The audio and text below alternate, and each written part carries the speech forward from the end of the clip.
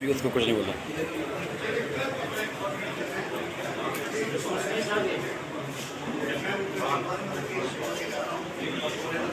Sir क्या हाल है? ठीक है। तो कंटेम्प्ट वाली एप्लीकेशन थी क्या और हुआ क्या है? अस्सलाम वालेकुम जी। आप जानते हैं इस केस के अंदर दो पटिशनें फाइल हुई थी बच्ची की रिकवरी के लिए। एक मई के महीने में जिसका जून 8 को फैसला हुआ था, और उसके बाद जब मेडिकल बोर्ड बना और सुप्रीम कोर्ट से होकर मामला वाज़ेह हुए कि बच्ची की उम्र छोटी है, तो फिर हमने दोबारा जुलाई के महीने में एक फ़ाइल की थी एप्लीकेशन, जिसका 21 जुलाई को फैसला हुआ। अच्छा, जो 8 जून को फैसला हुआ था उसमें बच्ची को एट लिबर्टी छोड़ दिया गया था।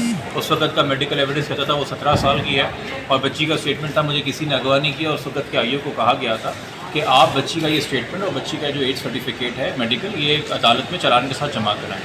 आईओ ने उसकी पासदारी करते हुए दोनों चीज़ें जमा करा दी थी, मगर सुप्रीम कोर्ट के ऑर्डर के बाद वो सी क्लास का चालान एक जज ने एक्सेप्ट करने से इनकार किया। एक जुडिशल ऑर्डर हुआ, उसमें ना प्रोसिक्यूशन का कोई किरदार था ना आईओ का कोई किरदार था। और उसके बाद उस आईओ को चेंज करके एक नया आईओ भी जज साहब के ऑर्डर के तहत लगा, एक नया जुडिशल ऑर्डर था। और फिर वो पुराना जो 8 तारीख का ऑर्डर है उसको खुद हाई कोर्ट ने रिविज़िट करके नई पिटिशन में हमारी 21 जुलाई को बच्ची को माइनर डिक्लेयर करके कहा कि ये अकेले अपने ओन रह नहीं सकती। पहले कहा था ये अपने ओन आज़ाद है, और फिर कहा अपने ओन रह नहीं सकती। तो आज जब इनकी कंटेम्प्ट थी और इनका बयानिया रोज़े अव्वल से ये रहा है कि जो पहली पिटिशन हाई कोर्ट में फाइल हुई थी, जो पहला फैसला हुआ था जिसने बच्ची को एट लिबर्टी कर दिया था, उसके बाद सारा केस ही ख़त्म हो गया था। कोई केस ही नहीं बनता, ना एफआईआर, ना चलान, ना कुछ।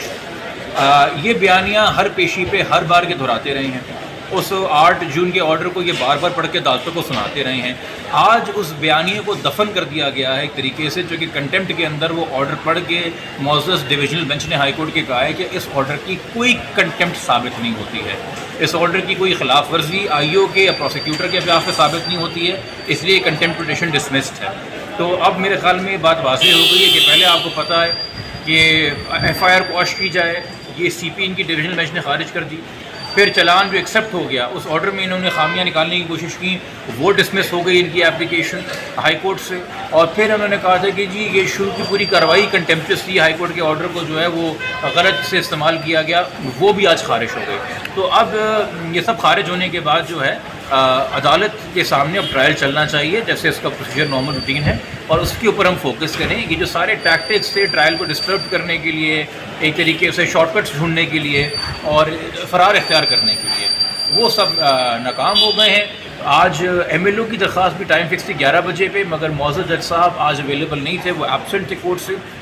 तो दूसरे जज साहब के पास वो केस ट्रांसफ़र हुआ, और उन्होंने मामले की सेंसिटिविटी को देखते हुए इसमें इंस्ट्रक्शन दी कि इसी हफ्ते के अंदर इसको दोबारा समाअत के लिए फ़िक्स किया जाए, जब वो ओरिजिनल बेंच जिसके सामने केस लगा था वो अवेलेबल हो। ठीक है सर, थैंक यू।